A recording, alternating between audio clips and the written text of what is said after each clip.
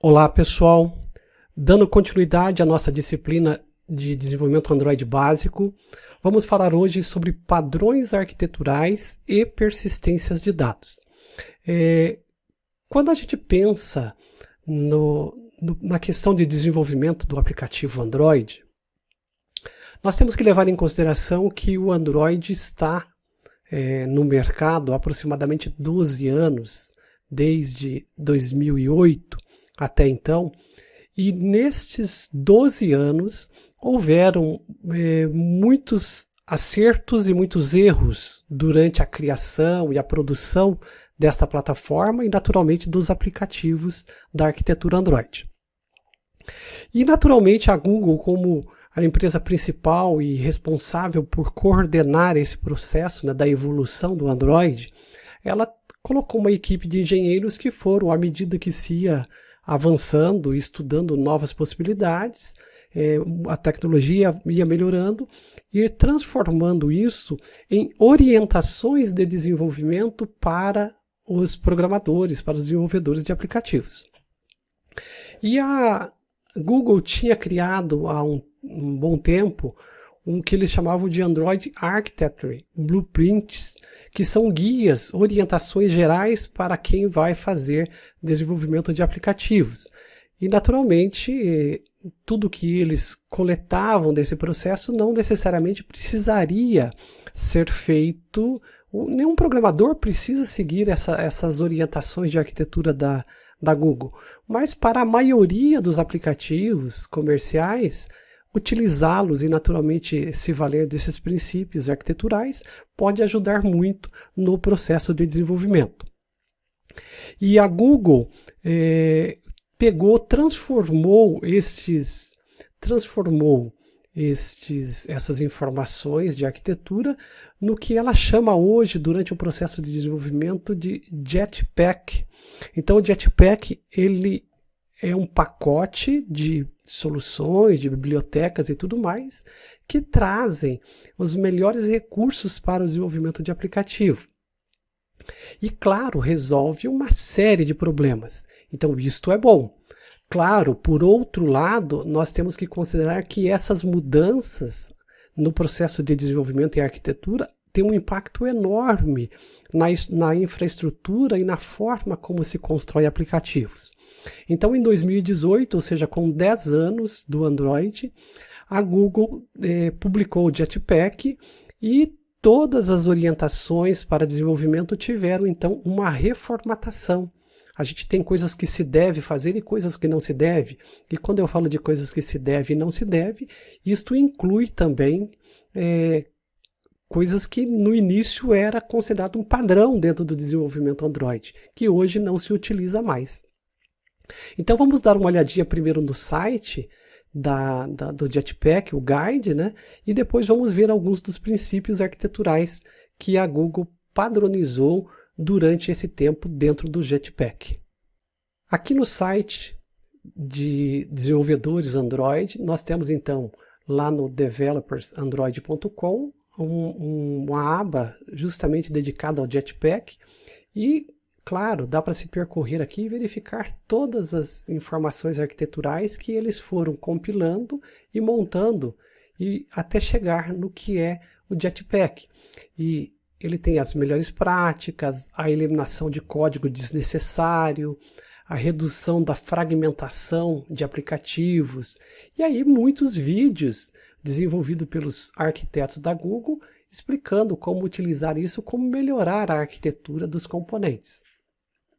Então, quando a gente vem aqui no Jetpack, eu gosto aqui no Get Started de mostrar principalmente aqui o Guide to App Architecture, que foi desenvolvido por essa equipe, que mostra quais são as abordagens e como se deve pensar hoje na arquitetura de um aplicativo. Então eles têm um tópico aqui, inclusive, que eles chamam assim, arquitetura recomendada para aplicativos. E aí começa a definir todo o modelo de arquitetura que a Google recomenda ser utilizada e aplicada no desenvolvimento de aplicativos móveis. Tá? Então, recomendo muito que vocês deem uma boa olhada neste site, conheçam quais são esses princípios e, naturalmente, uma dedicação especial aí para a utilização do Jetpack dentro das aplicações. Dentro de tudo que a Google propõe como partes do processo de desenvolvimento de aplicativos Android, tem dois elementos que são fundamentais dentro das decisões arquiteturais tomadas nos últimos anos. A primeira delas é a separação de interesses. Então, como não havia nenhum padrão pré-estabelecido, normalmente a gente saía programando, pegava na Activity, escrevia tudo o que queria na Activity, ou no máximo criava algumas classes utilitárias para fazer isso, né? Então não tinha nenhum pattern, nenhum padrão definido. Então, com a evolução arquitetural, a Google promoveu então um framework, toda uma estrutura de desenvolvimento que utiliza a separação de interesses, que é justamente quebrar esses blocos de código de acordo com o interesse de cada funcionalidade. Uma outra abordagem arquitetural importante é o desenho da interface de usuário baseada em modelos. Então aqui a gente vai perceber que eles convencionaram, utilizaram um padrão para o processo de desenvolvimento Android que vai então criar toda uma estrutura de como desenvolver um aplicativo Android. Tá ok? E aí, naturalmente, quando se chega nessa conclusão, também chega-se à conclusão do que não se deve fazer. O que não fazer durante o desenvolvimento de aplicativos Android. Então, a primeira grande observação, e acho que isso é bem importante, é evitar o uso de um volume excessivo de activities para construir um aplicativo. Então, explico melhor. Primeiro, se você está fazendo um aplicativo normalmente não é um sistema completo, ele é partes de um sistema. Então, não é adequado criar um sistema muito amplo, muito complexo para rodar em smartphones. Normalmente, para sistemas mais complexos, você vai utilizar um desktop, né, um desenvolvimento web, e no aplicativo para realizar as atividades que as pessoas precisam realizar quando estão em mobilidade, estão se movendo, deslocando de um local para o outro. Então, a primeira razão para não utilizar um pacote enorme de activities é isso. A segunda é que a Activity, desde que ela foi criada, ela sempre criou uma amarração muito forte com a arquitetura do Android e uma vinculação muito grande entre os componentes e dificultou a evolução da plataforma. Então, a equipe de engenheiros da Google surgiu, então, em 2018 com um novo conceito, que é o conceito da Single Activity, ou seja, uma única activity para desenvolver o aplicativo. E junto com a Single Activity também veio o Navigation Component, que a gente vai ver também. Aqui nesta página eu estou apresentando para vocês a URL do vídeo no YouTube, onde eles explicam esse novo conceito arquitetural, né? Mas inicialmente o princípio da Single Activity é você evitar o uso de muitas activities e dentro de uma única activity você trabalhar com fragmentos.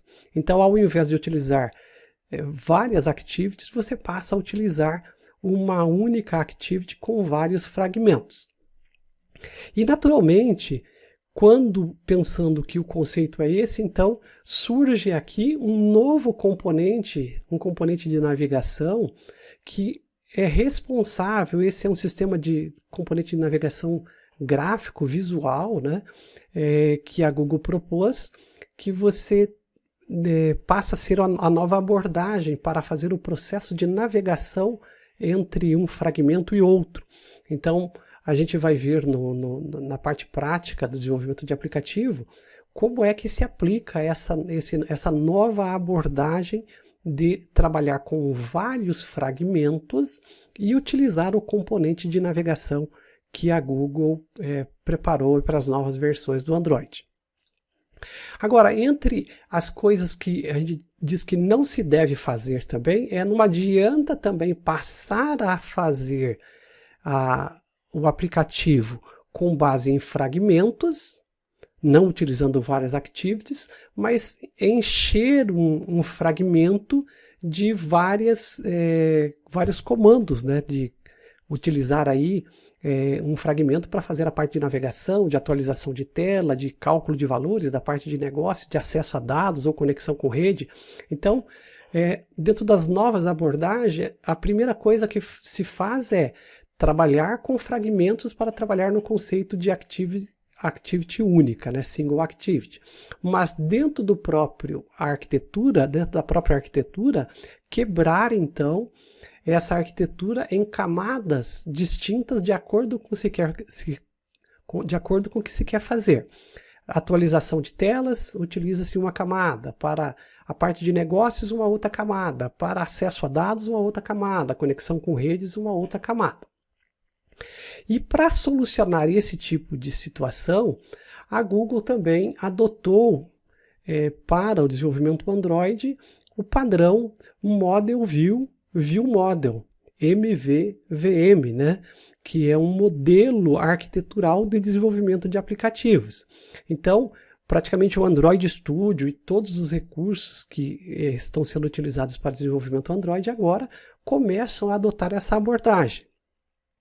Qual é o conceito, qual é a ideia desta forma de trabalho? A ideia é que você separe na parte de visualização tudo que tem a ver com activities e fragments para que ele faça a apresentação de dados ao usuário. Na parte do View Model, fiquem os códigos necessários para acesso a dados e disponibilidade de dados para a interface, para a parte View. E uma parte de modelos, Model, onde fica-se então os dados que são utilizados para trabalhar na aplicação. E isso pode estar num banco de dados local ou até mesmo numa parte que depende de conexão de rede, que vai na nuvem, por exemplo, para se ter acesso. Então, este modelo, esse padrão, Model View Model, ele serve justamente para fazer essa separação de interesses na hora de desenvolver um aplicativo. Eu coloco aqui também algumas definições, que é basicamente o que eu estava comentando, que a View Model é uma camada de abstração para armazenar os dados. A Live Data, que é uma das partes ali do View Model, é para deixar os dados de forma que, à medida que os dados são atualizados na View Model, a interface seja automaticamente notificada de forma reativa, né? Daí vem o termo React, né? A hora que os dados são atualizados, a tela é atualizada automaticamente, então uma forma reativa. Atualiza-se os dados para o usuário. O repositório, que é uma camada para fazer uma abstração entre a view e o acesso a dados, para facilitar um pouco aí a troca da origem dos dados quando necessário, e algumas das coisas de componentes para o MVVM, né, o Model View Model, é uma nova estrutura também de persistência que é chamada de Room. Esse Room é uma biblioteca aí que faz uma abstração simplificando demais o acesso a dados estruturados dentro do Android, que utiliza o banco de dados SQLite. Então, estas estruturas todas estão na nova abordagem de desenvolvimento para Android. E falando principalmente da parte de armazenamento e persistência de dados, é importante saber que o Android ele tem alguns padrões de armazenamento de dados. Ele tem a Shared Preference, tem o armazenamento interno, o armazenamento externo, que é a gravação de arquivos e acesso de arquivos, né, no próprio aparelho, no próprio smartphone. O banco de dados interno, que é o SQLite, que é esse que nós iremos ver hoje. E a possibilidade de gravação na nuvem, em bancos de dados no SQL ou mesmo estruturados, né, utilizando o Web Service. Então, esses, naturalmente, para quem tem acesso à rede, à internet. Focando agora na parte de persistência de dados, nós temos aqui uma figura representando todos os passos que ocorrem durante a apresentação de dados que estão gravados em banco de dados. Então, normalmente a gente vai ter um espaço onde está armazenado esses dados, que pode ser um banco de dados ou até mesmo um sistema de armazenamento de arquivos, por exemplo. Esses dados são carregados para entidades que representam os dados, no caso ali pessoa, né, para ser processado esses dados, e o dado, depois de carregado na memória, é apresentado para o usuário de forma única, apenas um item ou numa coleção de itens. Quando numa coleção de itens, ele precisa de um modelo de lista que nós aprendemos em vídeos anteriores aí sobre a Recycle View, né? Que é um modelo de apresentação de coleção de itens para o usuário. Os dados que são apresentados em coleções, eles estão armazenados no banco de dados no modelo de tabelas. Então, nas tabelas, cada linha representa um registro de informação na base de dados e vários registros compõem essa tabela. Os registros que estão na tabela de dados, né, estão armazenados na tabela de dados, vêm para a memória do computador e aí são apresentados para o usuário. Mas durante o processo de persistência, o aplicativo precisa ter telas, por exemplo, uma tela de listagem, onde ela possa mostrar todos os dados que estão na tabela de base de dados, e obviamente se escolhe na listagem aquilo que se quer apresentar para o usuário, e uma outra tela onde você possa fazer a entrada e mandar gravar esses dados na base de dados. Então, normalmente a gente tem a tela de listagem, que são apresentação de vários itens, ou vários registros, ou dependendo da entidade, várias pessoas, por exemplo, neste caso, e aí uma tela que trabalha com o item único que permite gravar, permite editar ou alterar essa entidade. E todo o processo de gravação de dados no Android, principalmente quando falando de gravação em banco de dados, segue a mesma lógica de gravação de dados nos aplicativos, nos softwares normais e sistemas. Então você também tem que realizar o processo de CRUD, que é o Create, Retrieve, Update, Delete, e essas operações de cadastro básico são feitas utilizando comandos SQL. Então você vai ter o comando de insert, de select, de update e de delete, que são os responsáveis por fazer o processamento disso na base de dados.